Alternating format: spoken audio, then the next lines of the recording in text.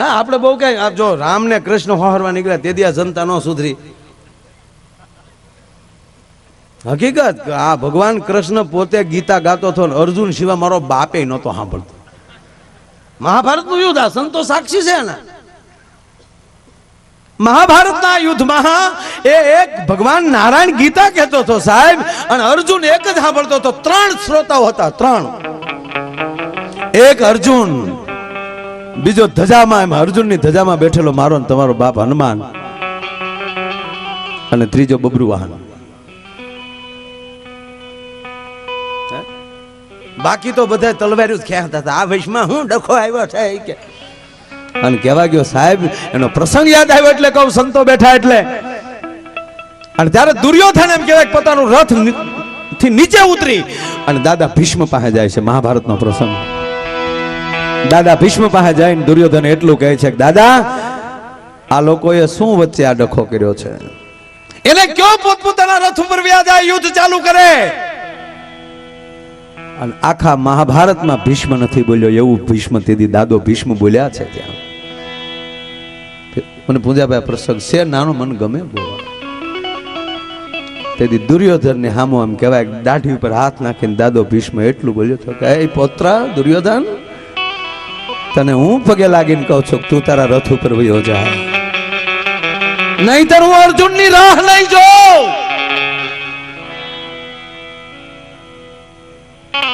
અર્જુન આંખ ઓળખી જાય છે. છડાપ દઈને પાછો ફર્યો દુર્યોધન.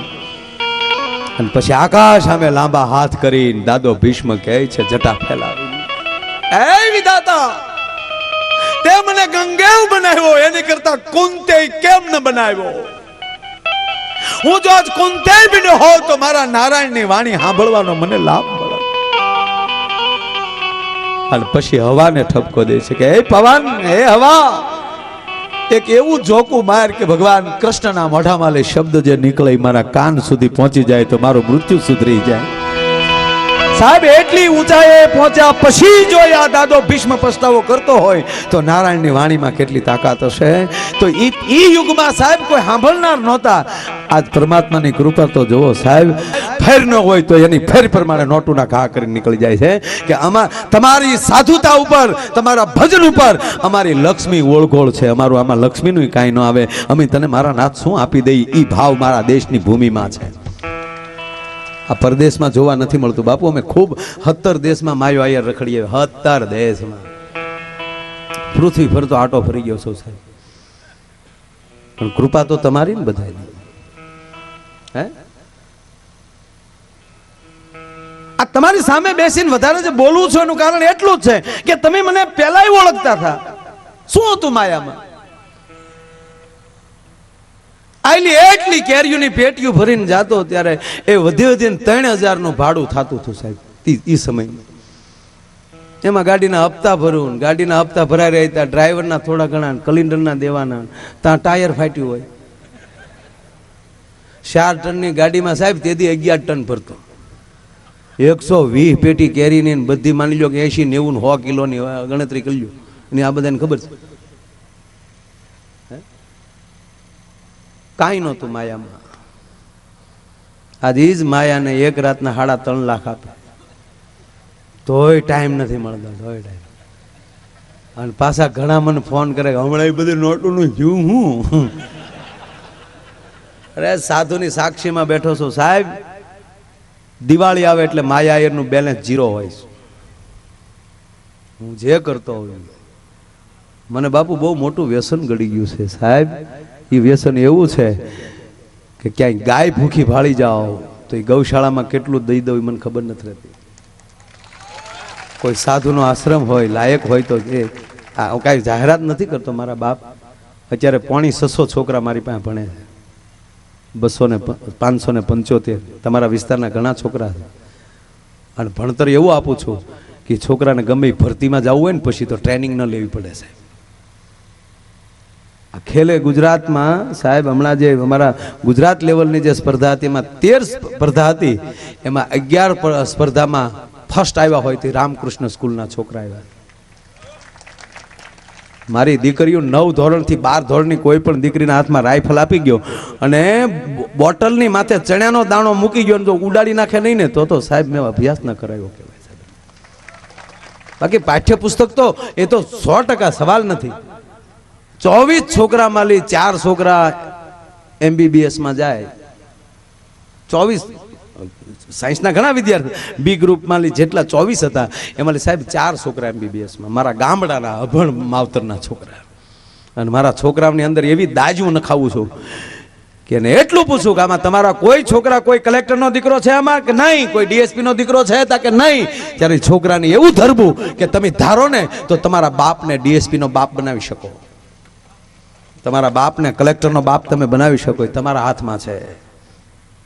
અને જુસ્સાભેર જે મારા બાળકો ભણે છે સાહેબ, ફી આવે છે ને એનાથી 1.5 તો હું અંદર ખર્ચો કરી નાખતો. અને પૂજ્ય મોરારી બાપુ એમ કહી દેતા હોય ત્યાં વાર્ષિક ઉત્સવમાં આવી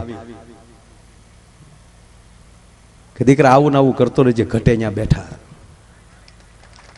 સાહેબ ખોખારા જીવાડી દે પછી હે. અને ક્યાંથી લેવા, કેટલા લેવા, કેમ લેવું એ મને આવડે. અને આ પ્રોગ્રામ આ પૈસાથી છોકરાના જબલા ન લેવાય સાહેબ. ન લઉં ને તો ઘીરે રવ ની એકે દી અને વેલ્યુ નહીં કાંઈ. એ તો મર્સિડીઝ ના 1.25 કરોડ છે ને એટલે જોવા નીકળે, મર્સિડીઝ નીકળે 1.25 કરોડ ની. લ્યુના 1000 માં 3 મળે. આગળ લ્યુનાના જો 1.5 લાખ હોત ને તો એની ઓન બોલાતી હોતો. તમારી કિંમત શું છે એની ઉપર ધ્યાન રાખજો, તમારી સ્ટાન્ડર્ડતા શું છે એના ઉપર આધાર રાખજો. અને ભણનારા વિદ્યાર્થીઓને બધાને કહું છું, જ્યાં ભણો છો ત્યાં મારા બાપ તમે ભણી શકો છો, એવું નથી કે ત્યાં તમે ન ભણી શકો. તાકાત તમારી હોવી જોઈએ, ભલે ગમે સ્કૂલ હોય. તમે શું કરવા માંગો છો? આ સૂર્ય ઉગે છે ને હાથમે છે ત્યાં સુધી બાપુ એકલો અગ્નિ જ વરહે છે, પણ કોઈનું કપડું નથી દાદતું. પણ એક બિલોરી કાચ તમે લઈ લો. યુવાન મિત્રો ખાસ સાંભળજો, મારા બાપ હાસ્ય તો ખૂબ કરો, પણ ક્યારેક ક્યારેક આવી વાત આવતી હોય ને તમારા માટે સ્પેશિયલ આવતી હોય. એક બિલોરી કાચ તમે લઈ લો, 2.5 બાય 2.5 ઇંચનો હોય છે સૂક્ષ્મદર્શક લેન્સ.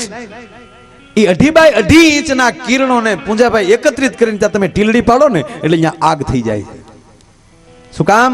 વિખરાઈ ગયેલા કિરણો હતા એટલે અગ્નિ નહોતો દેખાતો, પણ એ કિરણો એકત્રિત થઈ ગયા. હવે 2.5 બાય 2.5 ઇંચના કિરણો એક થાય છે તો આ અગ્નિ થાય છે, તો 5 બાય 5 ફૂટના કરે તો કેવું થાય?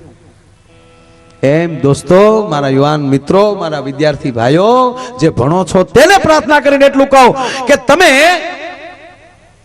જો એટલી જ ભૂલ પડી જાય,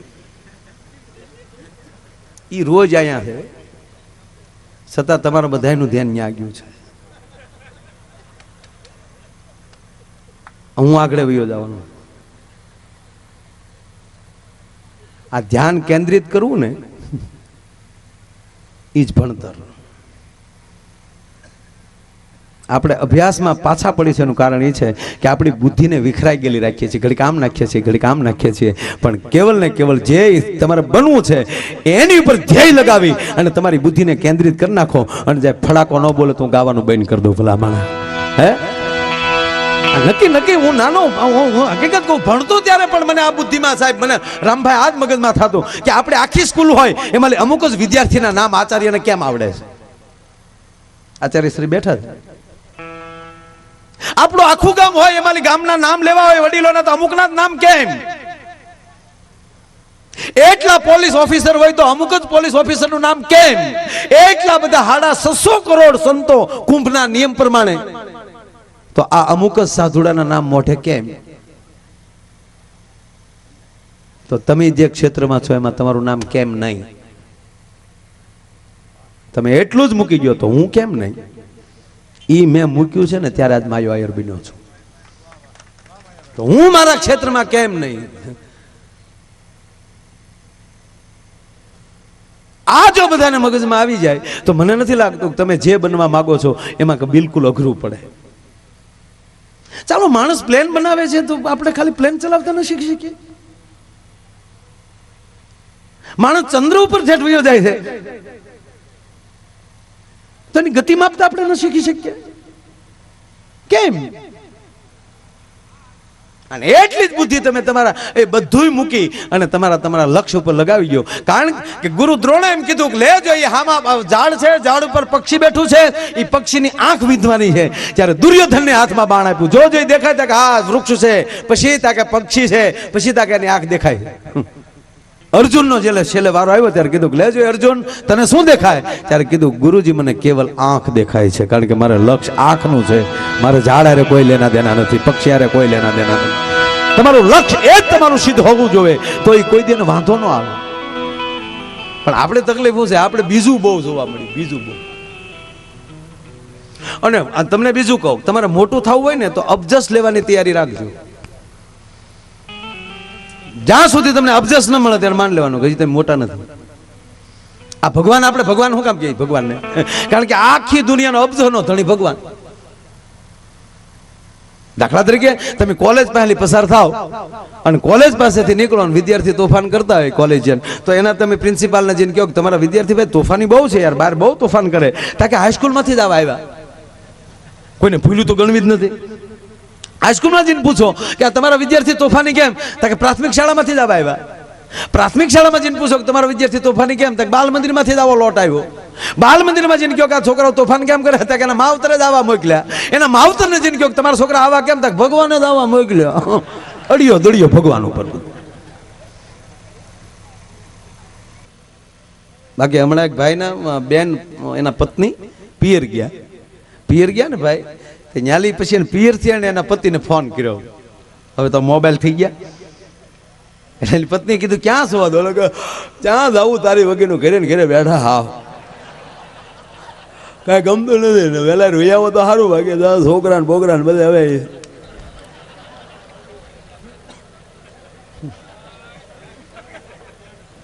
છોકરા મોટા બિચારા, પણ પ્રેમ બહુ બે. આવું 5 દી આલ્યું ભાઈ. રોજ ફોન કરે બેન, ક્યાં છો? કે ઘરે. ક્યાં જવું? આમાં ઘરે ઘરે થવું. ઘરે છો કે હા? તો મિક્સર ચાલુ કરો લ્યો. લોલો ઘરે હતો એટલે રસોડામાં જઈને મિક્સર ચાલુ કર્યું. ઘર દિન ફોનમાં સંભળાયું. બોલે કે ઓકે. આવું 5 દી મિક્સર સંભળાયું. રોજ બેન પૂછે ક્યાં છો? ઘરે. મિક્સર ચાલુ કરો એટલે ઓલો મિક્સર ચાલુ કરે. 6 દિવસે બેન ઓંચીતા બપોરે આવી ગયા. ભાઈ ઘરે નહીં.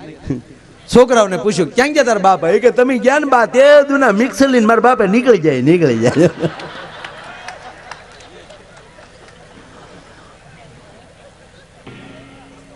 હકીકત.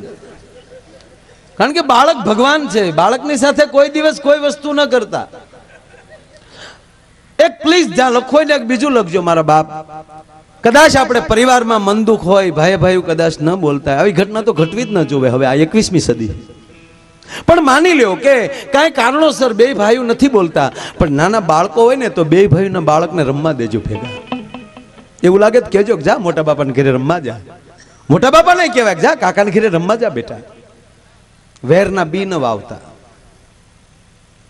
બાળક ભગવાન છે. તમે જે કહેશો ને એ ગ્રહણ કરી લેશે. અમારા ભાવનગરમાં આ બધી વાતો હું બોલી બાજુ નહીં જ કર્યો, આની નહીં કરું કાંઈ. ભાવનગરના બે પતિ પત્ની બેઠેલા. છોકરા સાહેબ જવાન થઈ ગયા, મતલબ જવાન મીન્સ કે 7મું 8મું ભણે એવા સમજણા. અને આપણે પુરુષ જાત તો ઉંમર થતી જ નથી. આપણે તો નથી. ઘણા ભાફલા બેઠા બેઠા ઓટલે બેઠા ન્યાલી કે આ કોના વહુ નીકળ્યા તારા? એ મોચ્યો આવ્યો, હવે તો હેઠો બે.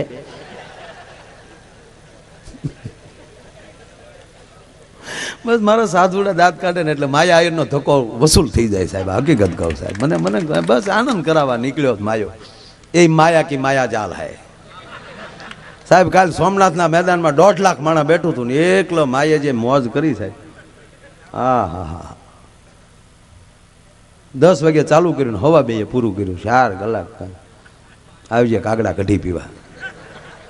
એવડી કૃપા છે સાહેબ. હું અભિમાન નથી કરતો હું, પણ ડાયરો ચાલુ થાય એટલે મેળાના ચકડોળ ફરતા બંધ થઈ જાય. હડુડુડું કરતું માણા. આ તમારો પ્રેમ છે. અને જાહેરમાં કહું છું સાહેબ કે આ જનતા જનાર્દન માયા આયરના ભગવાન છે. મારા એકના નહીં, જાહેર જીવનના તમામ વ્યક્તિનું કોઈ ભગવાન હોય ને તો એ તમે અમારા ભગવાન છો. કારણ કે મંદિરનો ભગવાન અમે જોયા છે, પણ એને અમારે આમાં દાંત નથી કાઢ્યા. તમે અમારે આમાં દાંત કાઢો છો, તમે રૂપિયાની ઘોર કરો છો. અને ભગવાન કીધું છે ને, ભગવાને જે વિરાટ રૂપના દર્શન કરાવ્યા અર્જુનને, તેનું વર્ણન એવું જ છે કે અનેક માથા, અનેક મોઢા, અનેક હાથ, અનેક ભુજાઓ. આ તમે મારા માટે વિરાટ રૂપ છો, અને મુખ્ય રૂપ અહીંયા આમાં બેઠા છે સાહેબ. આમાં કોઈ અગ્નિમુખ છે, કોઈ આમાં વિરાટ મુખ છે. કેટલી ભુજાઓ, કેટલી નજરો, કેટલી આંખો જ મારી સામે. આ પરમાત્માની કૃપાને જ બીજું શું કહેવાય? દરેક કલાકાર માટે, મારા એકલા માટે નથી કહેતો. એટલે બાળકે પણ એ ભગવાન